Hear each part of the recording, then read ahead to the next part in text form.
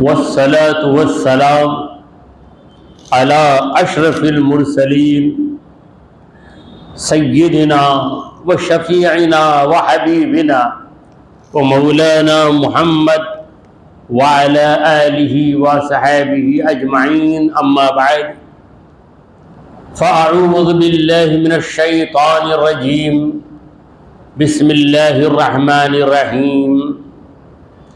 ربنا آمنا بما أنزلت واتبعنا الرسول فاكتبنا مع الشاهدين. صدق اللہ مولانا العظیم. حاضرین محفل، السلام علیکم ورحمۃ اللہ وبرکاتہ. اللہ رب العزت جل وعلا کی ہم پر بے پناہ مہربانی ہے کہ اس نے ہمیں آقائے نامدار احمد مختار مدنی تاجدار دونوں جہاں کے سردار حضرت محمد مصطفیٰ صلی اللہ علیہ وسلم کی بابرکت امت میں پیدا فرمایا. سامعین کرام، جس آیت مبارکہ کی تلاوت کا میں نے شرف حاصل کیا وہ سورہ آل عمران کی آیت نمبر 53 ہے. آیتوں کو جو سلسلہ وار بیان کیا جا رہا ہے، تو گزشتہ محفل تفسیر میں آیت نمبر 52 یا 50 پر 2 اس کی وضاحت ہوئی. تو اس میں یہ بتایا گیا کہ عیسیٰ علیہ السلام نے یہودیوں کے مکر کو بھانپ لیا. عیسیٰ علیہ السلام نے آواز دی کہ کون ہے جو میری مدد کے لیے آگے بڑھیں گے، اور میری یہ مدد تم لوگ جو کرو گے وہ مدد اللہ کی رضامندی کے لیے. من انصاری الی اللہ، یہ عیسیٰ علیہ السلام نے کہا کہ ہو آر مائی سپورٹرز، میرے مددگار کون ہیں؟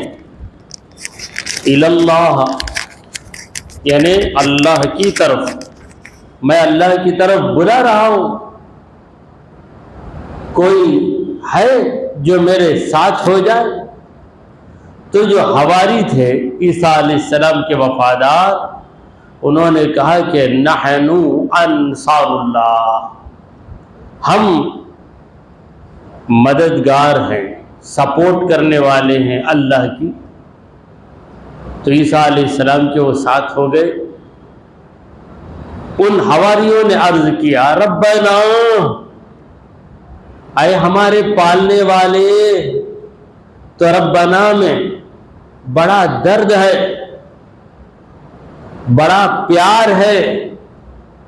گویا کوئی گر جائے، گر کے سہارا دینے والے کو پوری امید کے ساتھ پکارے، جس کی مثال ہمیں بچے میں ملتی ہے.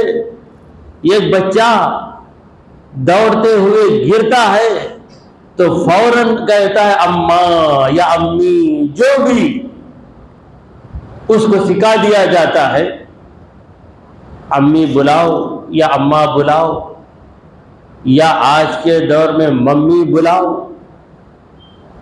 جو بھی بلاؤ بلاتا ہے.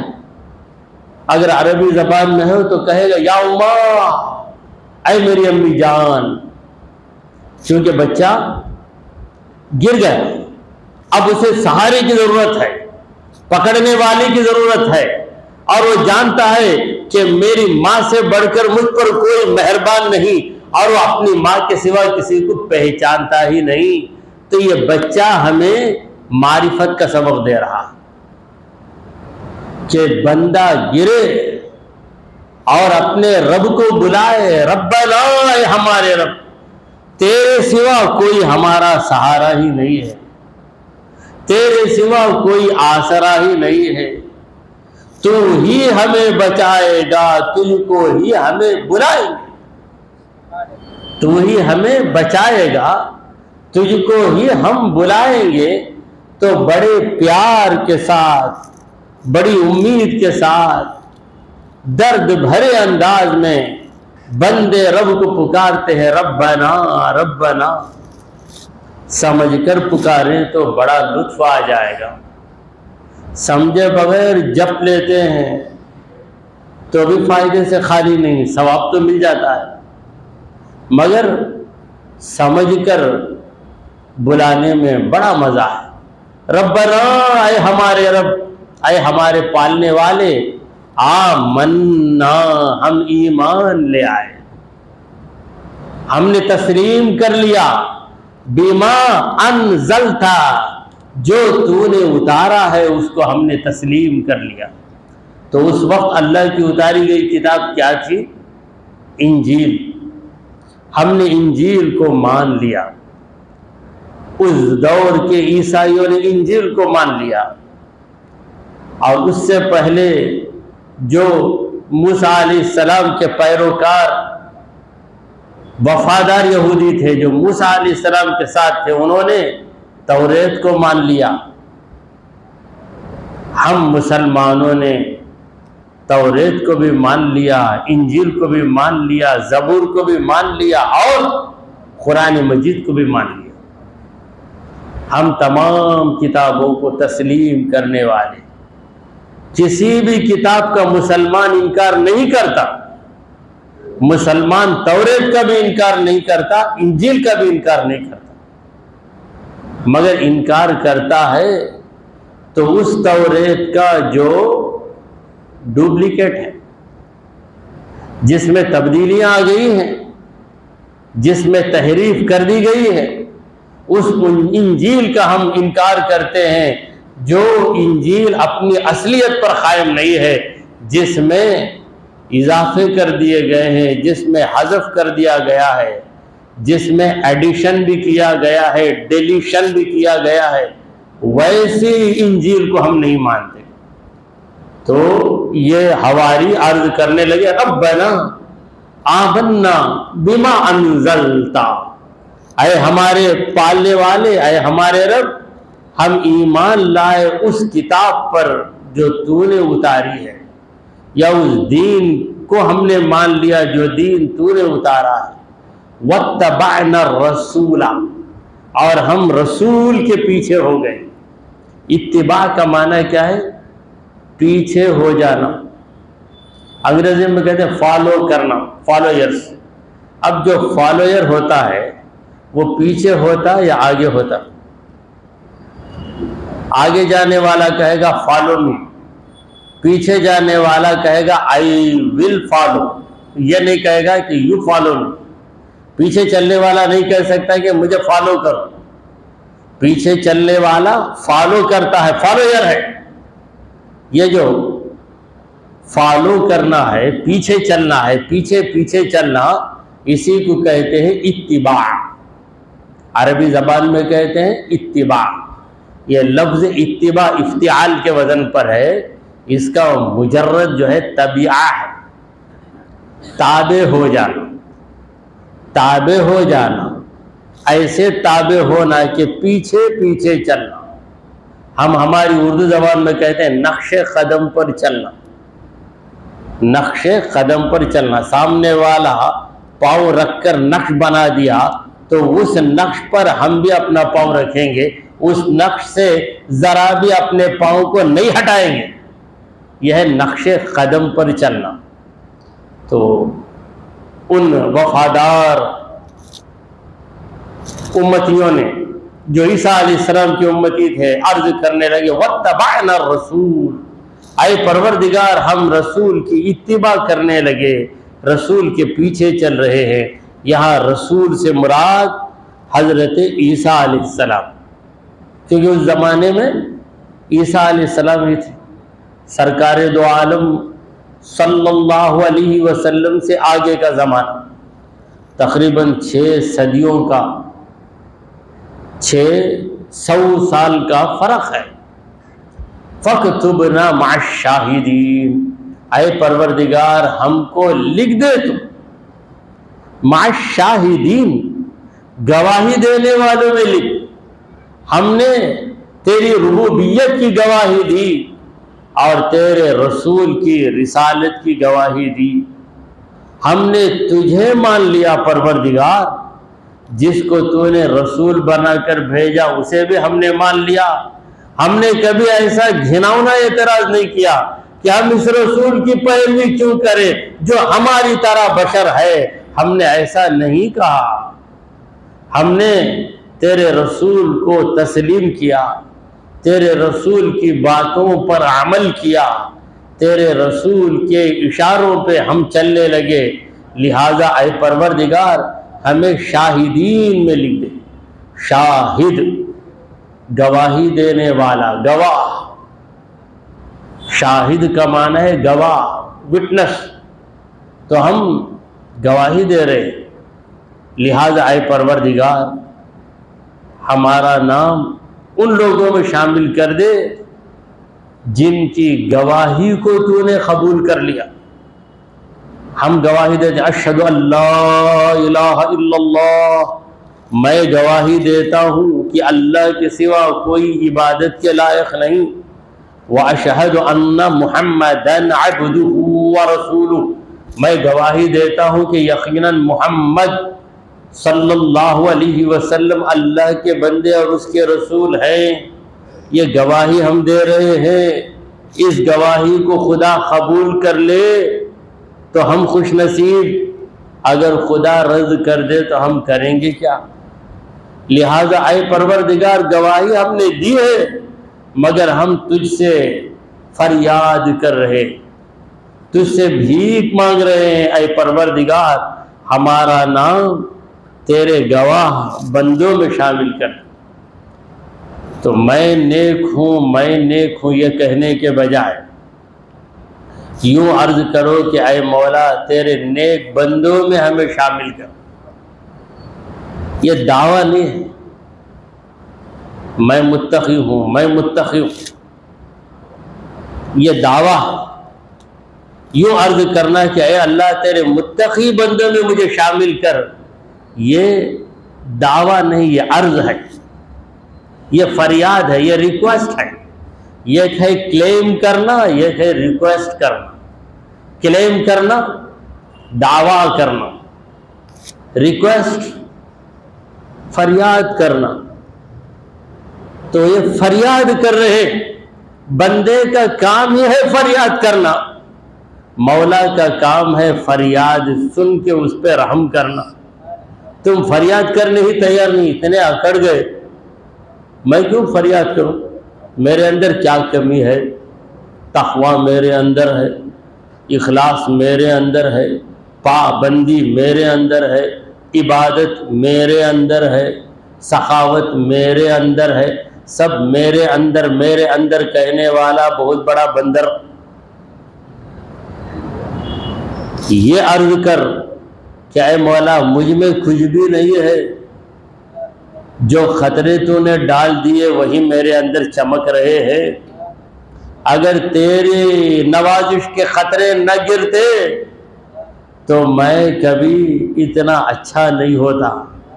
جو بھی ہوں تیرے کرم سے ہوں، تیرے فضل سے ہوں۔ تو یہ عرض ہے، عرض کرنا یعنی گزارش کرنا۔ دیکھیے ریکویزیشن جو ہے اسے پرانے زمانے میں لوگ عرضی دو تمہاری، مسجد میں آئے مؤذن کا کام چاہیے عرضی دو، مگر وہ عرضی بولنا آج لوگ بھول گئے، عرضی نہیں بولتے، ایپلیکیشن دے دو، پہلے عرضی دو۔ یہ عرضی کرنا، اللہ سے عرض کرنا، اللہ سے فریاد کرنا، یہی تو بندگی کا مغز ہے۔ اللہ تعالیٰ اپنے بندوں سے یہی چاہتا ہے کہ اے بندو میرے سامنے گڑ گڑاتے رہو، مجھ سے مانگتے رہو، اگر تم نہ مانگو گے تو ہم تم سے ناراض ہو جائیں۔ ایسا بھی کوئی کریم ہے؟ ایسا بھی کوئی کریم ہے؟ لوگ مانگنے والے سے تنگ آ جاتے ہیں، کیا بھائی کب دیکھو منگنے کھڑ جاتا، نکلتے ہی 100 روپے مانگتا، ادھر گئے تو پھر وہاں سے وہاں وہ گلی میں آ کے 200 مانگتا، پھر ادھر گئے تو مانگتا، یہ بندہ بیزار ہو جاتا، بندہ ضرور بیزار ہو جائے گا، کتنا بھاری آدمی گرو بیزار ہو جائے گا، لیکن پروردگار کے بارے میں سرکار دو عالم صلی اللہ علیہ وسلم فرماتے ہیں من لم یدع اللہ یغضب علیہ، جو اللہ سے نہیں مانگتا اللہ اس سے ناراض ہو جاتا۔ ناراض کیوں؟ اللہ سے کیوں نہیں مانگ رہا؟ اللہ سے کیوں مانگنا نہیں مانگ رہا ہے؟ تو 2 وجہ سے، یا تو سوچتا ہے کہ اللہ کے پاس نہیں ہے، یا تو سوچتا ہے کہ اللہ سے مانگوں گا تو میری پوزیشن کم ہو جائے گی، میری حیثیت کم ہو جائے گی۔ ایسا نہیں ہے، اسی سے مانگو وہی دینے والا ہے۔ تو یہ جو قرآن مجید میں اللہ تبارک و تعالی پرانے بزرگوں کی دعاؤں کا ذکر کر رہا ہے، در حقیقت یہ ایک پیغام ہے۔ کیا پیغام ہے؟ تم بھی اسی طرح دعا مانگو، میرے مقبول بندوں سے تڑپنے کی ادا جانو، مانگنے کا سلیقہ سیکھو۔ اسی لیے صراط مستقیم کے بارے میں اللہ نے کہا صراط الذین انعمت علیہم، سیدھا راستہ ان لوگوں کا راستہ ہے جن پر اللہ نے کرم کر دیا، اللہ نے جن کو نوازا ہے، وہ انبیاء کرام، انبیاء کے بعد اولیاء کرام۔ تو یہ اولیاء عیسیٰ علیہ السلام کے جو حواری ہیں، ان کا درجہ کیا ہے؟ یہ انبیاء نہیں ہیں، ہرگز انبیاء نہیں ہیں، مگر اولیاء ضرور ہیں۔ تو یہ کس طرح فریاد کر رہے ہیں؟ فَاكْتُبْنَا مَعَ الشَّاهِدِينَ، یہ نہیں کہتے ہیں کہ وَنَحْنُ مِنَ الشَّاهِدِينَ، ہم گواہی دینے والے ہیں۔ یہ کیا ہے؟ یہ دعویٰ ہے۔ فَاكْتُبْنَا مَعَ الشَّاهِدِينَ، اے پروردگار تو لکھ دے، تو لکھ دے کہ ہم نے گواہی دی ہے۔ وَمَكَرُوا وَمَكَرَ اللَّهُ، پروردگار کہتا ہے وَمَكَرُوا، یہودیوں نے مکر کیا عیسیٰ علیہ السلام کے خلاف، انہوں نے سازش کی، مکر کرنا، ہم کہتے ہیں ہماری زبان میں چکر مکر کرنا، مکر کا لفظ عربی کا ہے، اس مکر کو ہم نے تجدید دے کر مکر بنا دیا۔ اور پھر لوگ کہتے ہیں گھی کھانا شکر سے، زندگی کرنا مکر سے، لوگوں کا کہنا ہے، لیکن مکر کے بغیر زندگی ضرور ہو سکتی ہے۔ تو مکر، ان لوگوں نے مکر کیا، یہودیوں نے سازش کی، پلاننگ، پلاٹنگ، بڑے بڑے منصوبے سوچے۔ کس لیے؟ ان کی سازش، کانسپیرسی، سازش کس لیے تھی؟ عیسیٰ علیہ السلام کو قتل کر دیں گے، اتنے دشمن بن گئے عیسیٰ علیہ السلام۔ جرم کیا عیسیٰ علیہ السلام کا؟ کچھ بھی نہیں، بلکہ عیسیٰ علیہ السلام نے تو ان کی کتاب توریت کی تصدیق کی ہے۔ عیسیٰ علیہ السلام نے یہی کہا کہ مصدقا لما معکم، تمہارے پاس جو کتاب ہے اس کی تصدیق کرتے ہوئے میں آیا ہوں۔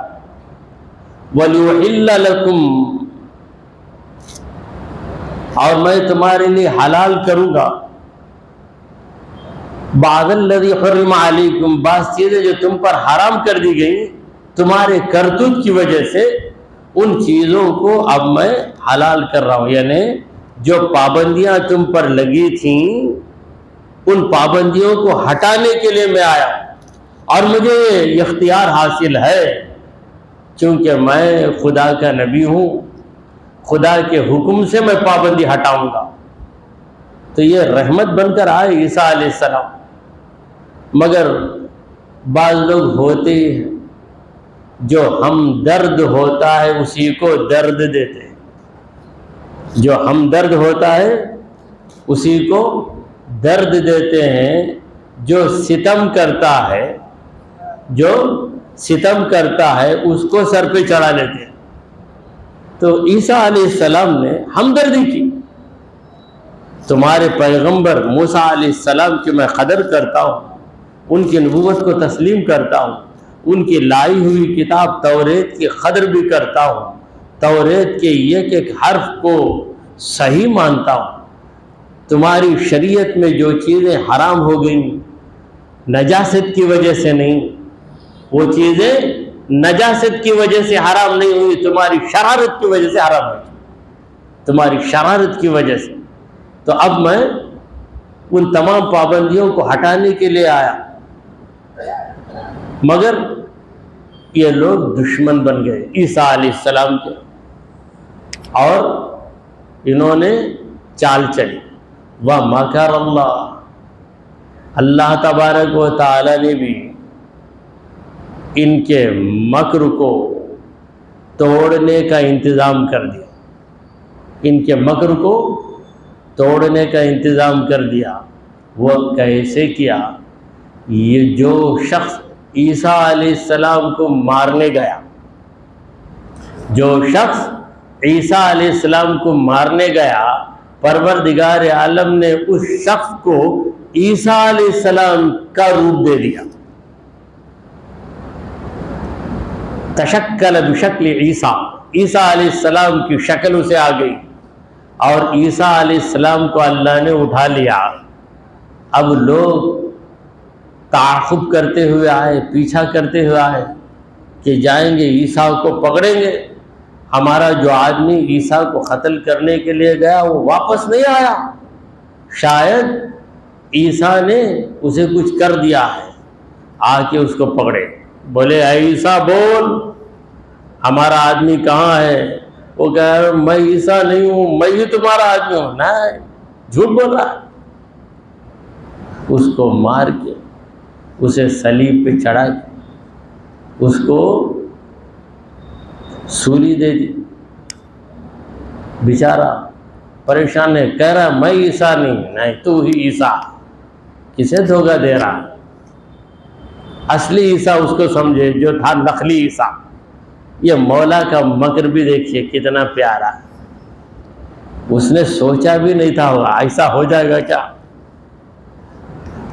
سامنے آئینہ آئے تو وہ خود حیران ہو جائے، ارے میں تو ہو بہو عیسیٰ ہوں، جبکہ میں غیر عیسیٰ ہوں۔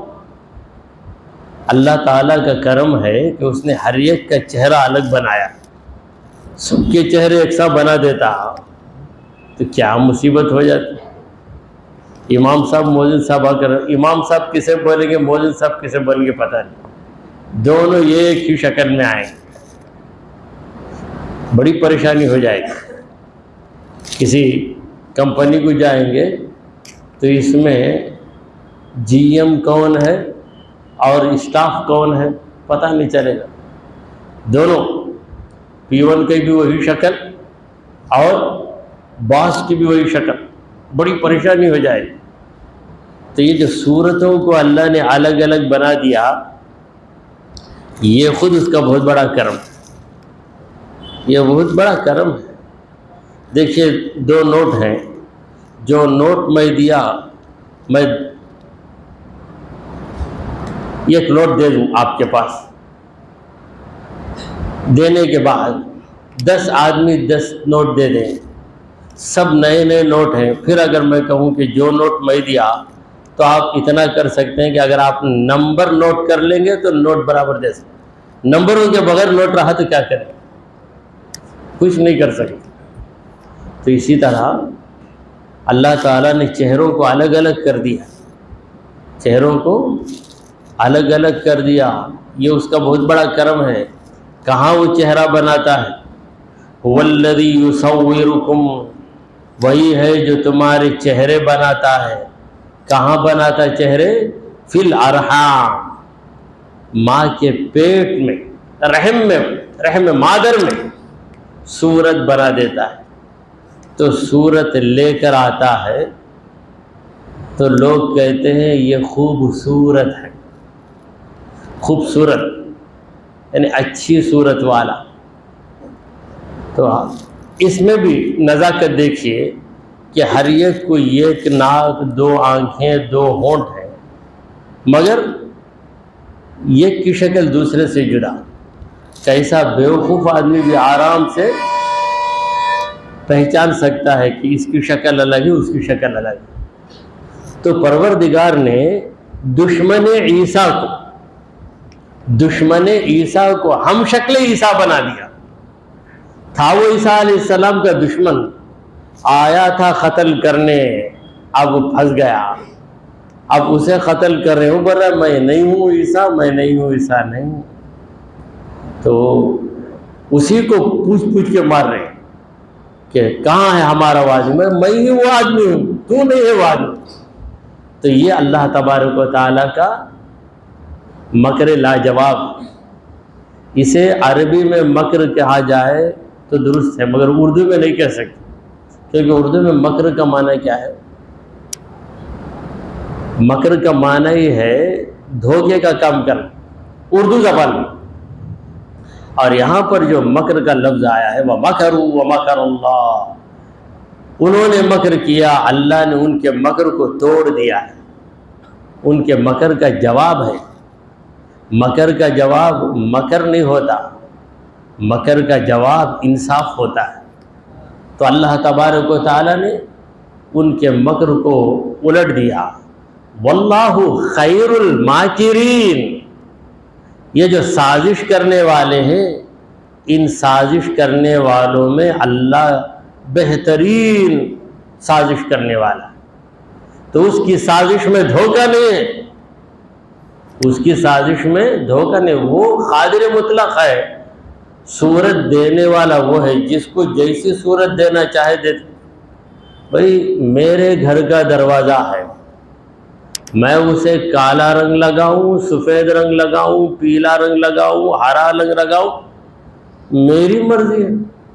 اگر میرے گھر کے دروازے کو میں لال رنگ لگایا، پھر دوسرے دن ہرا رنگ لگا دیا، تو کیا کوئی میرے خلاف کارروائی کر سکتا ہے؟ کیا کوئی مجھے ظالم کہہ سکتا ہے؟ ہرگز نہیں. بولے گا عقل والا آدمی بھائی دروازہ ان کا ہے، کوئی بھی رنگ وہ لگا لے، مخلوق خدا کی ہے، کوئی بھی چہرہ خدا دے دے. وہ جو قتل کرنے کے لیے آیا، قاتل عیسیٰ نہیں، کوئی ہے ہی نہیں قاتل عیسیٰ. عیسیٰ علیہ السلام کو قتل ہی نہیں کیا، بلکہ قتل کے ارادے سے آیا. عیسیٰ علیہ السلام کو قتل کرنے کے ارادے سے آیا، گڑھا کھودا، خود ہی گڑھے میں گر گیا، خود ہی مقتول ہو گیا. واللہ خیر الماکرین. دیکھو اللہ تبارک و تعالیٰ کا یہ جو انتظام ہے، اس کے مکر کو اللہ نے جو توڑ دیا ہے.